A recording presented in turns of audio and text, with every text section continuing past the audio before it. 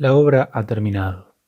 Ahora los tres contractualistas se retiran de su palco hacia una hermosa sala con abundantes bebidas y comidas, para discutir sobre la teoría política y social plasmada en El hombre de los 40 escudos, acompañados por el polémico reportero, Lavoisier, y también, pero siguiéndolos en sigilo, sin que nadie lo sepa, por un misterioso hombre que había formulado una teoría teológica revolucionaria, un tal Spinoza.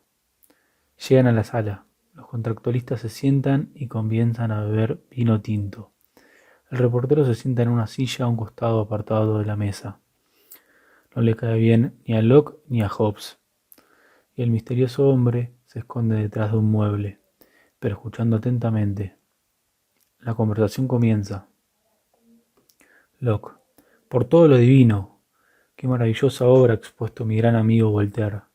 Explicita de forma divertida y categórica los traumas que tenemos que vivir los ciudadanos a merced de la nobleza y del poder ejecutivo y legislativo, evidenciando por los altísimos impuestos que nos roban lo que nos ganamos con esfuerzo, puesto que esos impuestos no cuentan con el consentimiento mayoritario de los súbditos, que debe ser expresada a través de sus representantes, y así violan nuestra propiedad y al mismo tiempo subvierten una de las finalidades del gobierno, como es la protección de la propiedad en sentido estricto, la hacienda. Rousseau. Coincido con usted, John, respecto a la grandeza de esta obra que ejemplifica el despotismo con el que nos gobiernan y del cual también tiene su culpa la nobleza. Sin embargo, tengo mis reservas para otros de sus dichos, como por ejemplo sobre la cuestión impositiva. ¿Qué rol ocupan los impuestos en su estado ideal?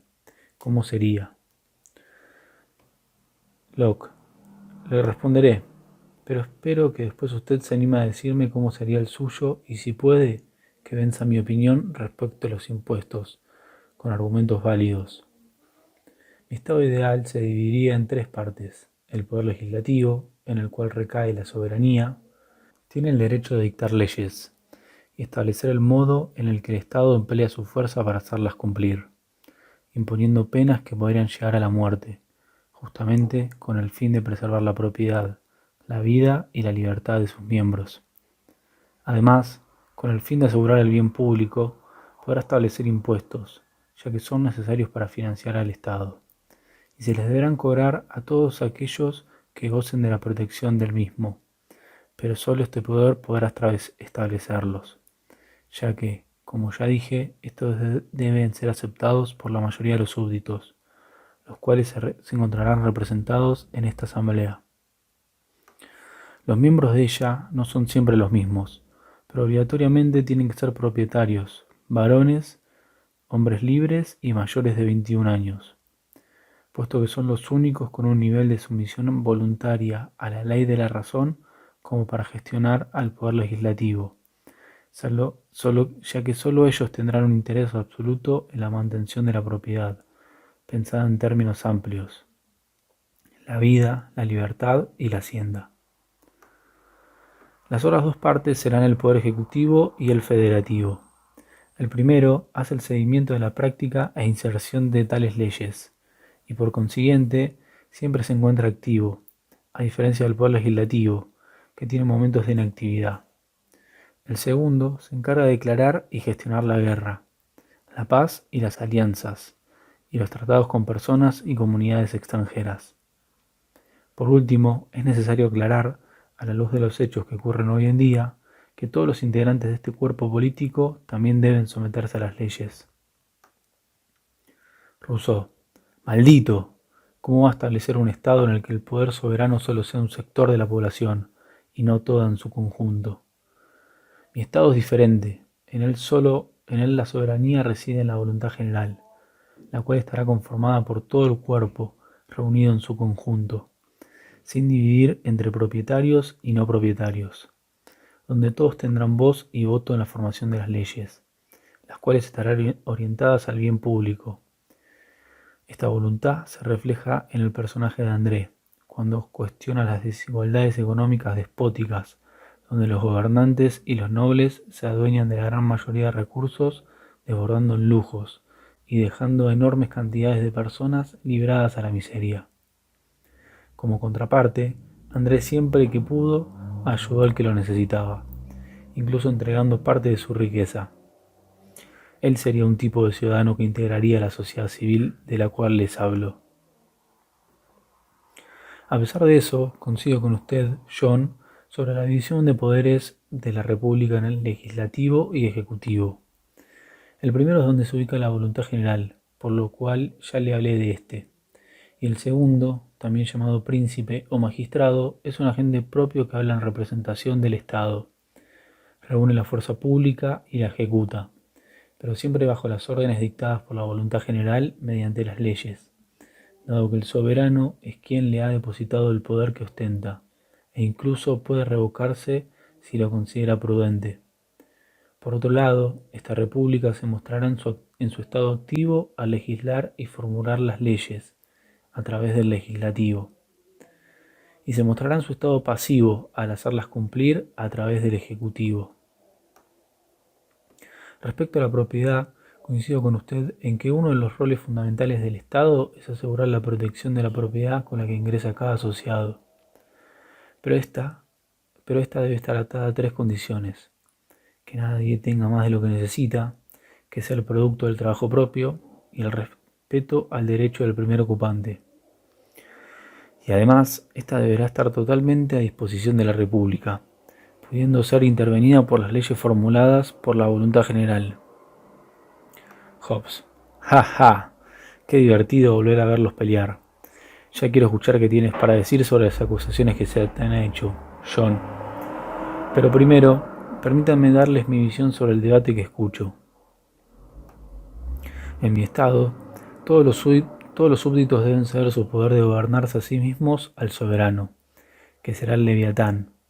Este tendrá poder absoluto, sin división de poderes.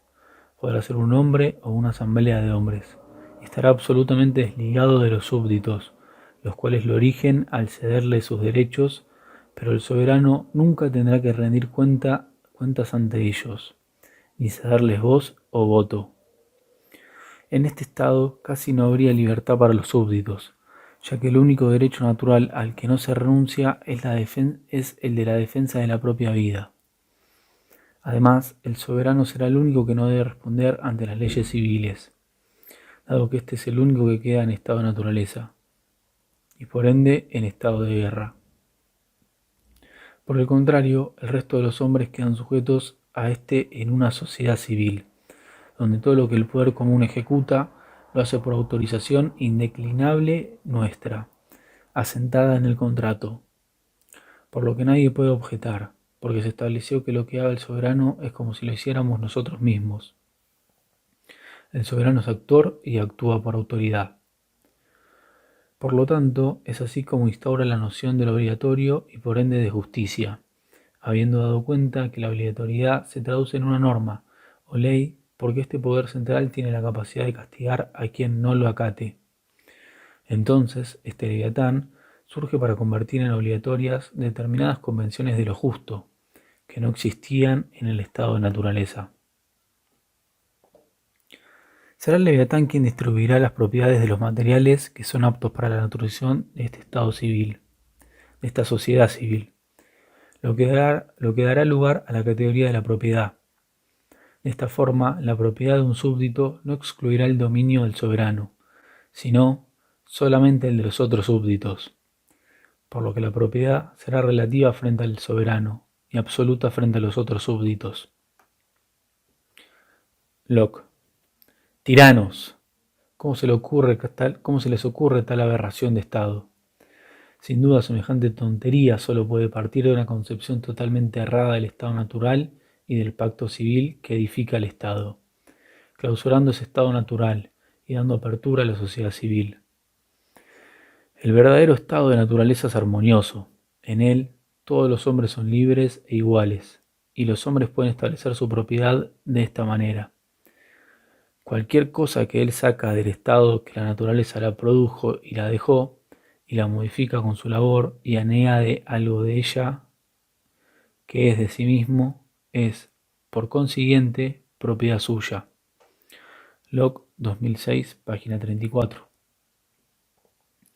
De todas formas, por más de que en un origen no era posible acumular más de lo que uno mismo podría trabajar, gracias al dinero se logró superar ese límite, haciendo posible la acumulación ilimitada, y con ella llegó el conflicto en torno a la propiedad, pero también el comercio y los grandes aumentos de riqueza de las naciones. Además, los hombres libres se guían por la ley de la recta razón, la cual establece derechos naturales e individuales, la vida, la libertad, la propiedad privada y el de juzgar y castigar. Por lo que la apropiación industriosa es la esencia del comportamiento racional. Es por esto que el derecho natural justifica las posibles diferencias sociales y económicas, habiendo dado cuenta que como todos los hombres son iguales, quienes fracasen en la obtención de propiedades se convierten en los únicos responsables de su falta de éxito. El ejemplo perfecto de esto lo acabamos de ver en la obra, como un pobre tonto perdió todo lo que había heredado más de una vez por confiar en falsos anuncios y no ser lo suficientemente racional. Por el contrario, Andrés supo aprovechar lo que heredó de forma racional y mantener su hacienda, ampliándola. Fomentó su ingenio invirtiendo en una biblioteca para seguir convirtiéndose en el estereotipo de ciudadano que necesitamos para nuestra sociedad civil, para que nuestra sociedad civil funcione. Hombres que su ingenio pase por encima de las costumbres que cargan nuestra sociedad por la nobleza, y los supuestos gobiernos divinos que tengan el valor de criticar a los monarcas cuando estos lo merecen, naturalizando los cismas. Es así que el surgimiento de la acumulación ilimitada de propiedad también genera que siempre esté latente la posibilidad del estado de guerra, un estado negativo, de conflictos interminables, de enemistad y destrucción, puesto que también existen hombres irracionales que no respetan la propiedad y están dispuestos a romper la paz y el orden natural con tal de usurparla. Al mismo tiempo que todos los hombres tienen el derecho de juzgar y castigar, como ya dije, abrochándole cada uno su propia parcialidad a los juicios, sin haber forma de que uno sea juez justo de la propia causa. Por lo que, en la protección de la propiedad en sentido amplio, la vida, la libertad y la hacienda, nace la principal motivación de los hombres racionales por conformar una sociedad civil y política, la cual elimina cualquier posibilidad de un estado de guerra que podría amenazar dicha propiedad, ya que ésta se instituye a partir de un pacto entre asociados, donde cada uno acuerda hacer voluntariamente su derecho natural de juzgar y castigar, a una autoridad común, terrenal e imparcial, a la que apelar para dirimir las controversias entre los hombres. A través de leyes, como las que habla Voltaire en su obra, en todo pleito, en toda contienda, en toda disputa, distingamos el agresor del agraviado y el opresor del oprimido. La guerra ofensiva es infame, pero la defensiva es justa. 1768, subtítulo 10, de las proporciones. Esta autoridad será la Asamblea Legislativa. Por otro lado, no será necesario el consentimiento de la totalidad de los miembros para el establecimiento del contrato, sino que con la determinación de la mayoría ya alcanza. Habiendo dado cuenta de que para el resto que no esté pronunciadamente de acuerdo pero se encuentre disfrutando de los dominios de esta sociedad civil y política, se presumirá que está apoyando tácitamente al poder político y estará igual de obligado que el resto a cumplir las leyes que éste dicte. Este será el resultado de un contrato basado en los intereses individuales, a partir de una reflexión racional. Hobbes. Pero John, ¿cómo puede imaginar semejante absurdo estado de naturaleza? Es imposible que en un estado de naturaleza haya paz, y menos que se establezca la propiedad, cuando sería insostenible, porque los hombres en estado de naturaleza están inmersos en un estado de guerra de todos contra todos constante. Es natural, también, que en dicha condición no exista propiedad ni dominio, ni distinción entre tuyo y mío. Solo pertenece a cada uno lo que puede tomar, y solo en tanto puede conservarlo. Hobbes, 2009, página 104. Con razón supone un tipo de contrato social tan iluso, el cual establece un estado insostenible en el tiempo. Y estoy seguro que eso en su gran amigo Voltaire, y estoy seguro que en eso su gran amigo Voltaire coincide conmigo, dado que él siempre se reconoció partidario de poderes fuertes. El verdadero estado de naturaleza es un estado negativo, de conflicto irreconciliable, que lleva a los hombres a tener vidas breves, embrutecidas y solitarias. Y es de esta manera por culpa de las pasiones egoístas de los hombres que siempre buscan poseer más sin ningún tipo de culpa sobre cómo deben lograrlo, ya que todos son libres e iguales y están regidos por la ley natural que prohíbe a los hombres privarse de los medios para conservar su vida de la mejor manera. Por ende, a partir del miedo de los hombres a sufrir una muerte violenta, ellos deciden renunciar a su derecho natural y firmar un pacto que les asegura que todos los hombres también lo harán, a través del cual todos en su poder de gobernarse a sí mismos, y con esto gran parte de su libertad, al soberano que nacerá, el Leviatán, que va a estar autorizado a actuar en nombre de los autores del contrato en función de asegurar la paz y la seguridad de los miembros, por lo que, cuando actúa, es como si estos habitantes también actuaran.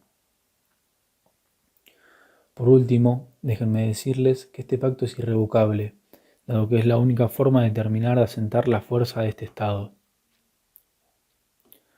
Rousseau. Bueno, creo que esta vez me toca a mí poner un gris a la discusión e intentar rescatar coincidencias dentro de esta caja de inconsistencias e hipocresías que se están pronunciando.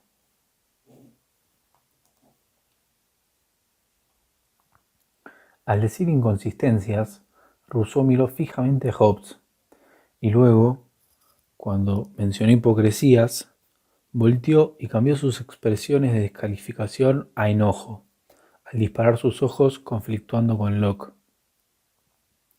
Laozi se mantenía profundamente atento y excitado por el nivel de tensión que recorría el ambiente, mientras tomaba nota desesperado. Spinoza seguía callado, emulando el estado de ánimo del reportero, pero esperando el momento justo del debate para revelar su presencia. Rousseau.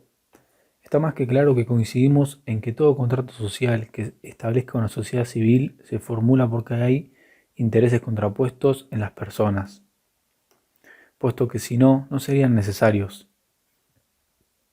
Es así que los tres también coincidimos en que el contrato vendrá luego del estado de guerra, en función de solucionar por lo menos la mayoría de los problemas comunes de ese estado. Dicho esto, ahora sí comienzo con mis diferencias. El estado de naturaleza es un momento prehistórico, dado que no existe el lenguaje, y por ende no puede haber historia, en el que las relaciones sociales no están establecidas. Los humanos se rigen por sus instintos, ya que aún no ha penetrado en ellos la experiencia, la razón, la asociación y la posibilidad de generar excedentes.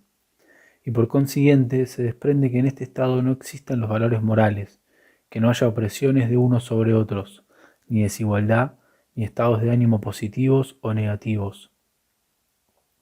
Esta es una vida solitaria, sencilla, salvaje y profundamente natural, de la que se salió por simple azar, y no porque las personas eventualmente hayan adquirido cualidades o las lleven naturalmente que inevitablemente los iban a conducir a forjar una sociedad. Fue el proceso evolutivo de la especie humana, realizado gracias a la perfectibilidad que llevamos los humanos en nuestro gen, ya desde la prehistoria, que trajo aparejado la aparición de la razón, del lenguaje y de la memoria, lo que tuvo como resultado la formación de los vínculos y las relaciones sociales, lo que llevó al hombre a abandonar el estado natural. Así aparecieron las convenciones culturales que antes estaban ausentes, valores morales, estados anímicos, y con ellas la división del trabajo en busca de conseguir la productividad que les permitirá obtener excedente, la cual establece la dependencia mutua, fundante de la desigualdad social. Así nacen las divisiones sociales, que son comadronas de las estructuras de explotación, Y así, en una concatenación de causalidad, nace la ambición y entra en escena la guerra que escala tanto y tan rápido que sumerge a toda la sociedad en un estado de todos contra todos. Ahí también se inventa la esclavitud, toman relieve las condiciones de absoluta marginalidad y escasez hasta llegar al punto de la miseria. Es en este contexto cuando los hombres firman pactos inicuos y malvados, elaborados por los fuertes que convencen a los débiles de participar bajo el mito de que gracias a ellos sus condiciones de vida mejorarán, siendo esto último falso, puesto que lo que se afirma es la institucionalización de la propiedad legitimando socialmente la desigualdad, dado que estas leyes solo reforzarán la fuerza de los ricos y las herramientas que utilizan sobre los humildes. Entonces, esta sociedad civil, la sociedad de las personas civilizadas, será el gobierno de los ricos que engañaron a los pobres para que se unan creyendo que iban a mejorar su vida. Casualmente, es igual a tu sociedad civil, ¿no, John? E incluso lo que me hierve más la sangre es tu hipocresía y la de tu amigo, esa rata de Voltaire, para presentar en la obra ejemplos de lo que estoy diciendo, como lo es su exposición crítica respecto de las leyes y la justicia de nuestra época. Coincido en que estas son repugnantes, pero no son peores de las que hablas tú, miserable, porque con tu régimen radical de propiedad desigual, a los hombres no les quedará otra opción que seguir matando por intentar comer. En cambio, esto no sucede en una sociedad volcada al interés del bien común, que será la que resultará posterior a este estado, una sociedad política, la cual nacerá necesariamente a partir de una revolución fundada en la explotación de la mayoría, y se erradicará gracias a un contrato entre iguales, forjando una república que puede ser revocable. Y es este contrato el que firma la sujeción de las voluntades particulares privadas de cada uno, a la voluntad general de todos que predominará. Esto se logra al asegurar que esta supremacía de la voluntad general no lesiona la libertad de cada uno, sino que, por el contrario, tendrá como consecuencia la realización de todas las libertades personales, cosa que en el otro estado no era posible. Esto solo puede lograrse por el consenso y la libre voluntad de los asociados, y no puede imponerse por la fuerza, dado que de esa manera nunca lograría las características esenciales de este estado político. Este contrato se basa en que todos cedan su libertad natural en condición de reciprocidad, para lograr un estado de unión perfecta basado en la igualdad, donde todo estará a disposición de la nueva comunidad, y por ende todo estará a disposición de todos, y en devolución se le entregará a todos su libertad civil, convirtiéndolos en ciudadanos y haciéndolos aún más libres de lo que eran antes. Por consiguiente, todos mantendrán su libertad, ya que no obedecerán a nadie, solamente a la ley que será escrita por ellos mismos, en conjunto con las otras personas, pero en su rol de legisladores. Entonces, en esta república, los ciudadanos serán legisladores que deliberarán en asambleas públicas, conformándose como voluntad general, y produciendo las leyes en el carácter activo de la cosa pública, y también serán súbditos en el carácter pasivo de la república, sometiéndose al magistrado que debe hacer cumplir la voluntad general, que no es más que el bien común. Fue en este momento cuando Lavoisier no resistió más la tentación y se decidió por acatar su naturaleza contestataria, luego de un intento fallido por expresarse, frustrado por el enojo de Locke y de Hobbes, por su participación sin permiso. Rousseau logró convencerlos de que lo dejen exponer sus ideas gracias a desafiarlos con que si no lo hacían, serían unos gallinas e irracionales que no podían ganarle un debate a un humilde joven periodista. Ya iban varias copas de vino. Lavoisier. Bueno, ahora sí. Quiero que sepan que tengo algunas coincidencias básicas con ustedes, pero me escandalizo con las conclusiones que hace el burgués de Hobbes y el esclavista de Locke.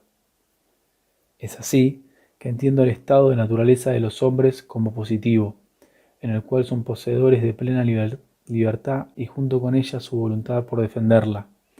También llevan consigo una conciencia colectiva aglutinante y unificadora de los pares como parte de un mismo pueblo, sobre la base de reconocer a ese cuerpo de compatriotas como un actor capaz de sustentar y administrar el poder político el cual les pertenece.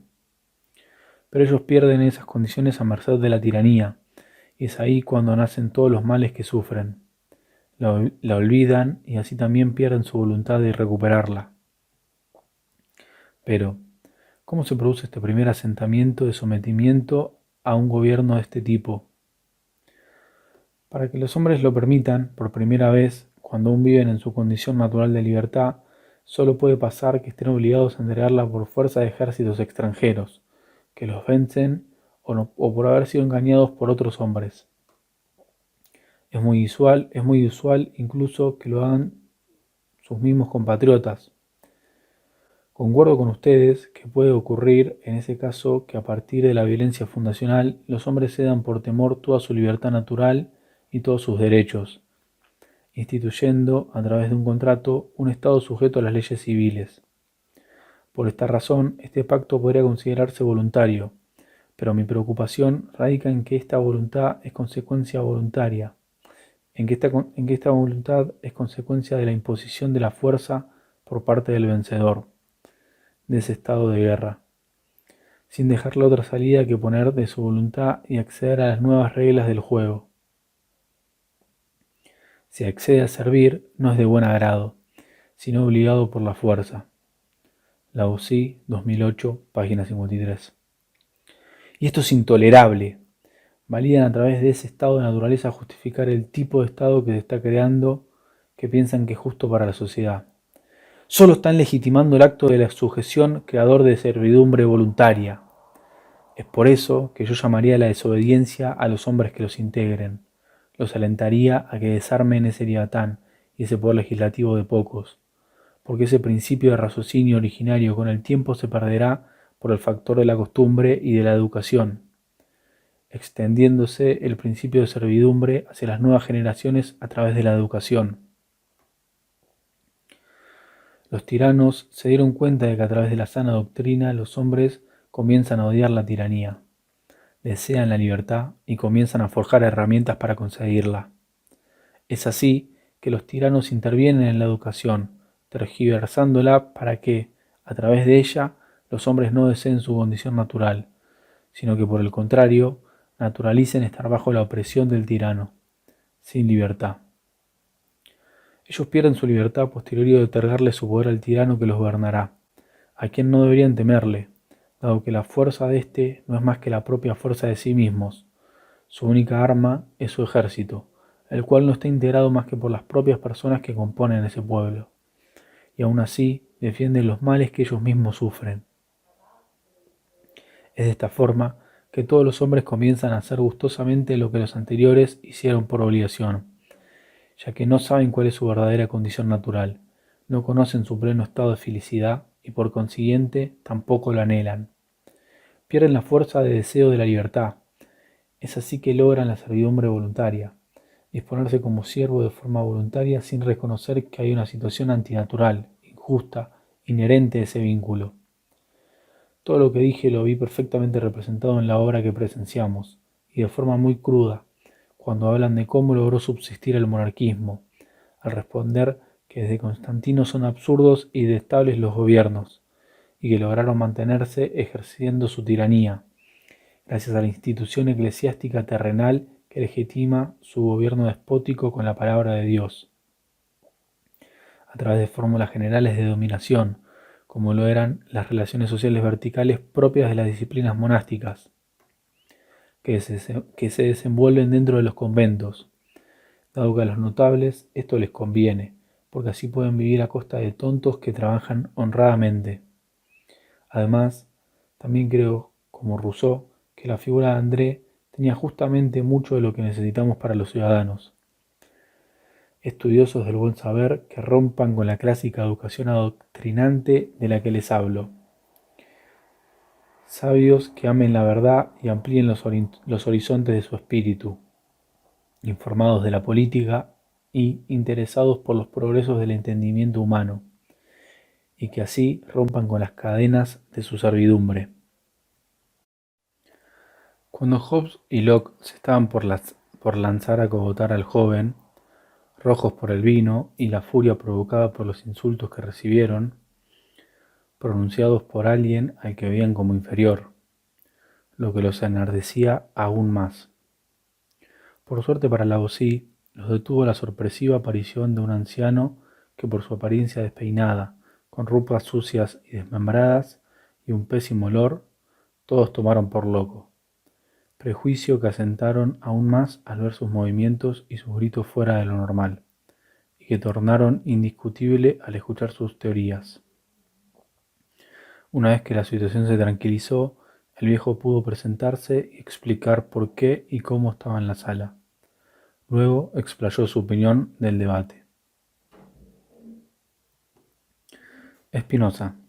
Entonces, como intentaba definirles, todos sus problemas parten de que tiene una errónea concepción de su Dios, y por eso, inevitablemente, llegan a formular teorías falsas sobre el contrato social, el cual no existe, o por lo menos no de forma expresa, tácita o física, sino que en todo caso está implícito.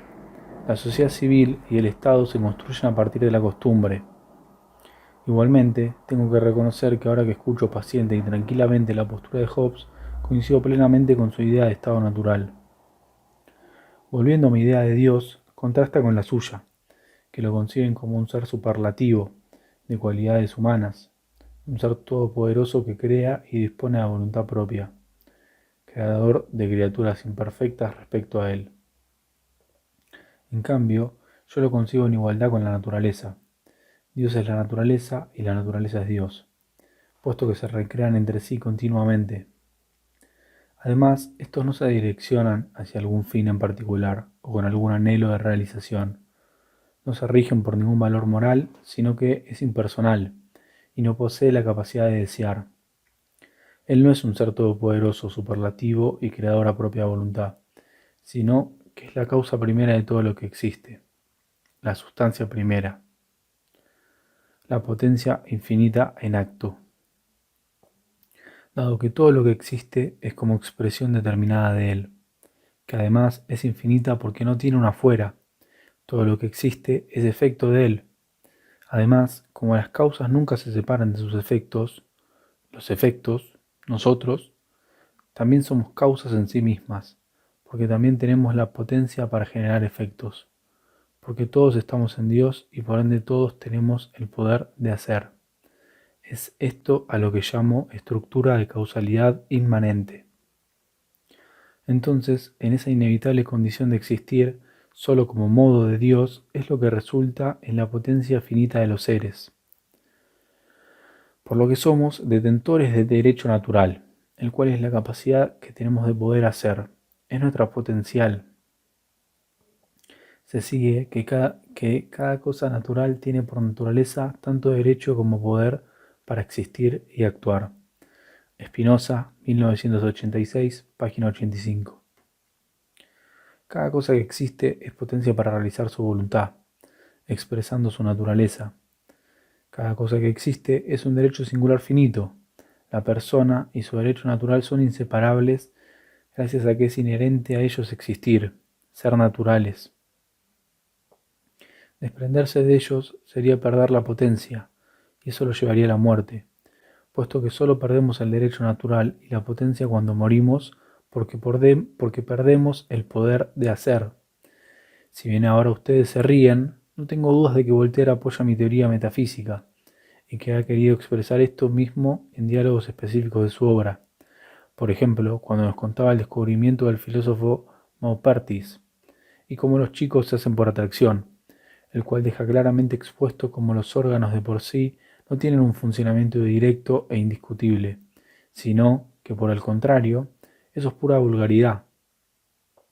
Y no solo eso, sino que también ya va adelantando que ni siquiera se trata de los órganos como estructuras en sí mismas, sino que lo que tiene la potencia es algo interno de ellos, sus moléculas orgánicas, sus partículas, las cuales tienen potencia cada una por sí misma.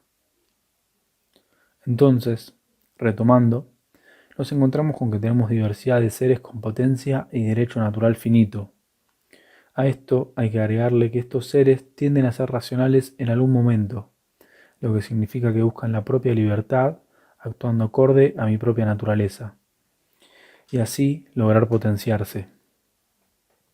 Esta búsqueda racional es la que lleva a los seres a salir de un estado de naturaleza entremezclado con el de guerra, donde todos buscan potenciarse por sobre el resto y no logran otra cosa que minimizar su posible potenciación al reducir su libertad. Pero, cuando finalmente actúan de forma racional, decidirán voluntariamente unirse y conformar juntos un multitudo. De esa manera, se empezarán a establecer como sociedad, empezando a cooperar entre sí, dividiendo las tareas y asignando diferentes roles, lo que con el pasar del tiempo terminará forjando una república que sienta su poder en la potencia y en el derecho del multitudo. De igual manera, recordemos que el derecho natural y la potencia individual no se puede separar del ser, y será por esa razón que cada integrante de este multitudo no podrá delegar sus derechos individuales en instituciones o pactos o contratos sociales que constituyan esa república, ya que se quedarían incapacitados para desplegar su conatus. Por ende, cualquier forma contractualista no es más que metafórica, porque en realidad lo que está en el origen de las repúblicas es una puesta en común de los derechos naturales finitos de cada integrante del multitudo, motivada por el egoísmo natural de los hombres que descubrieron los beneficios de la asociación y la cooperación puede reportarles en términos de utilidad, para realizarse y aumentar su potencia. No hay un acto jurídico que edifique esta sociedad civil, sino que surge por costumbre. No hay un contrato social, es la búsqueda de desarrollar su conatus. Y la forma más racional de lograrlo es a través de esa puesta en común que transforma esos derechos naturales finitos en derecho común de la multitud, que conforma al multitudo, el cual será conducido como si fuera un solo cuerpo, y dará vida al Estado, logrando, de esa manera, evitar el conflicto y la violencia social que no hace otra cosa que reducir las libertades individuales, estableciendo una comunidad cooperativa que logra aumentar las libertades, habiendo dado cuenta de que en esta nueva sociedad la división de los trabajos, la optimización de la producción, el establecimiento de la paz, de la seguridad, de la justicia, será lo que generará la potenciación del multitudo, que establece a este Estado. Gracias a la cooperación y a la concordancia de las potencias individuales, y de igual manera, quien esté por fuera de ella no podrá ser libre y no podrá potenciarse por vivir en soledad. De esta forma, la puesta en común de los derechos y las potencias son la soberanía de esta nueva república, y no se separan de ella, y el multitudo es a la vez cuerpo y sujeto político de ella. Todos en la sala no pararon de reírse por un rato luego de escuchar la teoría spinoziana sobre Dios, lo que hizo que invalidara el resto de su alocución por ya darlo por loco. Cuando pararon de reírse, Locke pidió seguridad que lo retiraran, y si bien Spinoza no aceptó voluntariamente, no fue necesaria mucha fuerza para vencerlo. Locke: ¿cómo me ha hecho reír este viejo loco? Bueno, en fin, quiero volver a donde nos habíamos quedado antes de toda la intromisión, porque si bien el muchachito atrevido no dijo más que tonterías, puso el foco en un punto que me interesa debatir contigo, Rousseau, ya que me repugna tu concepción de esclavitud. El chico calificó a todos los súbditos como siervos voluntarios. Yo, por el contrario, creo que es esclavo solamente quien pierde derecho a la vida, por haber realizado un acto merecedor de la muerte, por lo que solo puede ser producto del vínculo entre un legítimo vencedor de ese estado de guerra establecido y su cautivo, justificado bajo la irracionalidad del esclavo, de la cual no quedan dudas. El agresor, al haber renunciado a su nexo conector con el género humano, se ha transformado en una bestia y no tiene derecho a preservar su vida ni su libertad. Mientras Locke cerraba su idea, algo extraño sucedía en la sala y repercutía en todos sus integrantes. Locke se iba quedando sin voz. A Lavoisier se le iba quedando sin tinta la lapicera. A Hobbes, de la nada, se le acaba el vino. Y Rousseau, que venía aumentando su furia para con Locke, por la impotencia que le nacía de escuchar su pensamiento sobre la esclavitud, de repente se sentía escaso de energía vital. Fue así que todos se dieron cuenta de que en realidad no tenían ni idea de cómo habían llegado al teatro, ni de quién los había invitado, ni recordaban nada previo a ese momento. Y así, a la medida en que yo me voy quedando sin líneas para escribir, sin carillas para llenar, ellos, los personajes, se fueron quedando sin palabras para decir, sin cosas para debatir. Finalmente, estos hombres se habrán dado cuenta de que por más de que cumplan el rol de grandes figuras revolucionarias que sedimentaron las bases de nuestra sociedad política, no dejan de ser más que personajes expresados en algoritmos virtuales y que su personificación no pasa los límites de la imaginación individual y solo cuando se los lee